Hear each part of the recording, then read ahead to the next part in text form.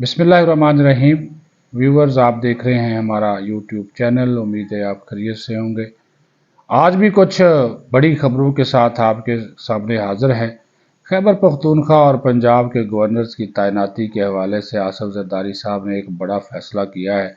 वह अपनी पार्टी को नचा रहे हैं।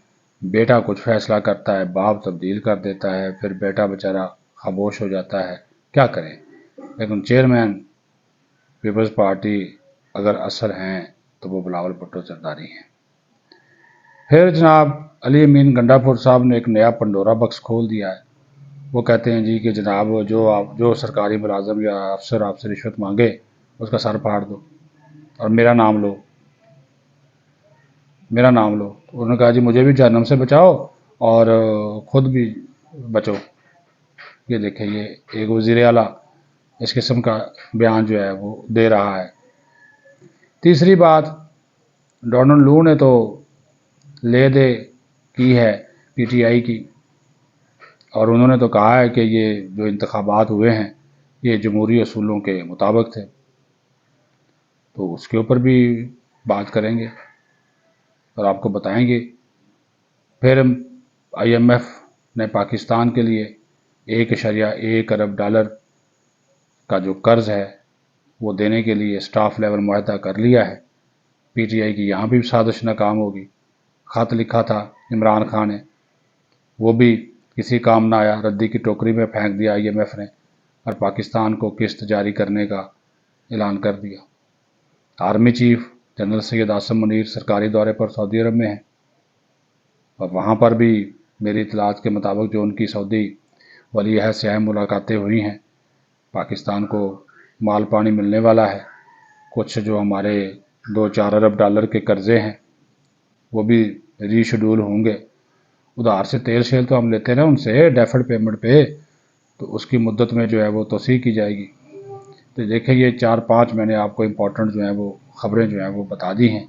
सबसे पहले तो जनाब गवर्नर पंजाब और गवर्नर खैबर पख्तूनख्वा इसकी तैनाती के हवाले से सदर आसिफ जरदारी जो हैं वो मुसलसल अपने उम्मीदवार बदल रहे हैं। बल्कि बदल क्या रहे हैं, वो इन लोगों अपनी पार्टी के लोगों के साथ जो है ना वो खेल खेल रहे हैं। इस तरह के नून लीग के साथ इनके मुज़ाकरात हुए। वो एक राब्ता कमेटी बनी और उस राब्ता कमेटी के मुज़ाकरात हुए आपस में, पीपल्स पार्टी और नून लीग की राब्ता कमेटी के। वहाँ पे नाम फाइनल हो गया जनाब पंजाब के लिए कमर ज़मान कायरा। उनकी सिक्योरिटी क्लियरेंस वगैरह भी हो गई और उस दौड़ में जनाब शामिल थे नदीम अफजल चंद और मखदूम अहमद महमूद। वो नाम इन्होंने कहा जी चले जी, जब जैसे ही प्रेसिडेंट जो हैं वो बनेंगे, चूँकि गवर्नर्स की तैनाती प्राइम मिनिस्टर की एडवाइस पर प्रेसिडेंट करता है, तो फिर जो है वो इनकी तैनाती जो है वो हो जाएगी। अब हुआ क्या कि जैसे ही जरदारी साहब ऐवान सदर मुंतकिल हुए तो जनाबे वाला उन्होंने कल एक नई गेम खेली और नून लीग के दोस्तों को पैगाम दिया कि भाई ये जो पंजाब के गवर्नर है ना, इसके लिए हमारे जो अब उम्मीदवार हैं मजबूत उम्मीदवार, वो चौधरी ज़का अशरफ होंगे। चौधरी ज़का अशरफ जो हैं PCB के चेयरमैन रह चुके हैं, साबिक चेयरमैन ज़री तरक्याती बैंक रह चुके हैं और अब भी वो जनाब गवर्नर की दौड़ में मजबूत उम्मीदवार बन गए हैं। तो नून लीग वाले हैरान थे। उन्होंने कहा कि यार ये तो पहले कमर ज़मान कायरा। तो उन्होंने बिलावल से बोला। बिलावल कहता है ठीक है जी, मैं बाबा से बात करूंगा कि उन्होंने ये फैसला क्यों तब्दील किया। दूसरा, खैबर पख्तूनख्वा में अगर बात करें तो वहाँ पर ज़ाहिर शाह जो कि सेनेटर रुबीना खालिद के भाई हैं और पीपल्स पार्टी के साबिक सूबाई सदर हैं, उनको लाने का फैसला किया जा रहा है। इसके ऊपर भी तेज़ी से मशावरत जारी है। हालांकि वहाँ पे जो फेवरेट थे वो फैसल करीम कुंडी थे, लेकिन फैसल करीम कुंडी को पीछे कर दिया गया और अब जनाब ये ज़ाहिर शाह का नाम जो है वो डोल धमक्के के साथ जो है वो आगे आ गया है। तो इससे आप अंदाज़ा करें कि जरदारी साहब ऐवान सदर में जाते ही उन्होंने पार्टी के अंदर जो कंट्रोल है उसको मज़ीद मजबूत किया है اور اپنے بیٹے کے کیے گئے فیصلوں کو انہوں نے تبدیل جو ہے وہ کر دیا ہے۔ گنڈا پور صاحب ہیں جی، علی امین گنڈا پور صاحب وزیر اعلیٰ خیبر پختونخوا، ان کا ایک گاؤں ہے ڈی آئی خاں میں، سید علیاں، وہاں پہ عوامی اجتماع سے خطاب کرتے ہوئے کہتے ہیں کہ مجھے کوئی شکایت نہ کرے کہ فلاں افسر مجھ سے رشوت مانگ رہا ہے، بلکہ جو رشوت آپ سے مانگے اس کا سر پھوڑ دیں۔ رشوت لینے اور دینے والا دونوں جہنمی ہے، نہ خود جہنمی بنو اور نہ مجھے بناؤ۔ رشوت مانگنے والے افسر کے سر پر اینٹ مارو اور میرا نام لو، ٹھیک ہے جی، اور رشوت مانگنے والے کے سر پر اینٹ مار کر اس کے بیٹے سے کہو کہ آپ کے والد کو جہنم سے بچایا ہے۔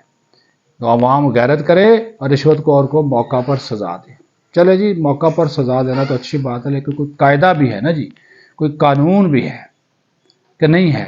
بدامنی ہے کیا پاکستان میں کہ لا قانونیت ہے، کہ خانہ جنگی ہے، کہ جنگل کا قانون ہے؟ جس طرح ان کے دور حکومت میں تھا کہ کسی سے کوئی نہیں پوچھتے تھے، اس کو پکڑو، اس کو پکڑو، اس کو مارو، یہ کر دو، اندر کر دو، وہ والا تو سلسلہ نہیں چلے گا۔ ایک طرف کہتے ہیں جی ہم تحریک انصاف ہیں، ہم پرامن لوگ ہیں، دوسری طرف لوگوں کو تشدد پہ مائل کر رہے ہیں۔ یار خدا کا خوف کرے، یہ تو ایک وزیر اعلیٰ کا آپ کا ایک منصب ہے، ایک عہدہ ہے، آپ اس پہ بیٹھے ہوئے ہیں اور آپ اس طرح کی باتیں کریں گے۔ علی امین گنڈا پور صاحب، وہ شہد کی بوتل سے باہر نکلے، اس کے نشے سے باہر نکلے، اور خود کو جو ہے وہ ایک ذمہ دار پوزیشن پہ بیٹھا ہوا جو ایک عہدے دار ہے وہ ثابت کریں۔ لوگوں کو آپ قانون ہاتھ میں لینے کی اگر اسی طرح بات کریں گے، ٹھیک ہے، رشوت لینا اور دینا دونوں جو ہے وہ برے فعل ہیں، دونوں جہنمی قرار دیے گئے ہیں، لیکن جب یہ جو فعل یہ لوگ کرتے ہیں ان کو آپ پکڑیں، ان کو قانون کے مطابق سزا دیں، اس کی سزائیں بھی تو ہیں نا جی۔ ایسی بات نہیں ہے کہ ان کی سزائیں جو ہیں وہ نہیں ہیں، ان کی سزائیں بھی ہیں۔ اب جو ڈونلڈ لو کی بات کر لے، اس نے جی وہ کانگریس کے پینل میں جانے سے پہلے ایک بیان دے دیا، اور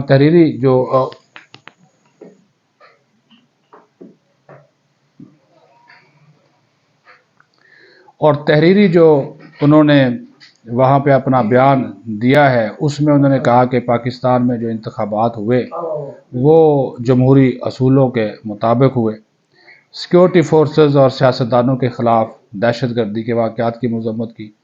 انہوں نے کہا کہ 5,000 سے زیادہ مبصرین انتخابات کی نگرانی کر رہے تھے اور ان کا انعقاد منظم طریقے سے ہوا۔ 60 ملین سے زیادہ لوگوں نے ووٹ ڈالے، 20 ملین ووٹرز خواتین تھیں۔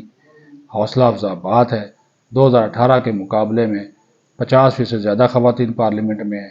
مسابقتی انتخابات تھے، چاروں صوبوں میں 3 سیاسی جماعتیں حکومت میں ہیں، اور اب یہ جو بیان انہوں نے دیا ہے، یہ الیکشن کمیشن کو انتخابی دھاندلی یا کسی بھی قسم کے فراڈ میں ملوث ہونے کے کسی مخصوص سیاسی جماعت کے دعوے سے بری کرتے ہیں، اور اس بیان میں کسی ادارے یا فرد کا الیکشن کے نتائج کی تبدیلی میں ملوث ہونے کا کوئی ذکر نہیں ہے، اور نہ ہی اس بات کا ذکر ہے کہ بین الاقوامی مندوبین نے کسی بھی قسم کی دھاندلی یا نتائج کی تبدیلی دیکھی ہے۔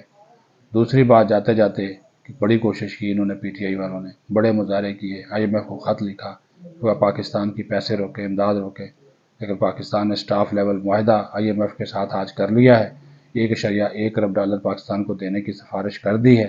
اب یہ معاملہ آئی ایم ایف کے ایگزیکٹو بورڈ میں جا رہا ہے، آئندہ ماہ یعنی کہ اپریل میں اس کا اجلاس ہوگا، اور پاکستان کو یہ $1.1 ارب کی جو قسط ہے، آخری قسط وہ جاری کر دی جائے گی، اور اس کے بعد پھر پاکستان مزید قرض کے حصول کے لیے مذاکرات کرے گا، لیکن پاکستانیوں یہ ہمیں بہت مہنگا پڑے گا، کیونکہ گیس اور بجلی مزید مہنگی ہونے جا رہی ہے۔ ہم نے ان کی یہ بات مان لی ہے، ٹیکسوں کا ایک طوفان آنے والا ہے، اور عوام کے اوپر جو مہنگائی کا پہلے سے بوجھ ہے اور ان کے اوپر مہنگائی کا بوجھ جو ہے وہ لادا جائے گا۔ اللہ پاکستان کی حفاظت فرمائے۔ پاکستان زندہ باد۔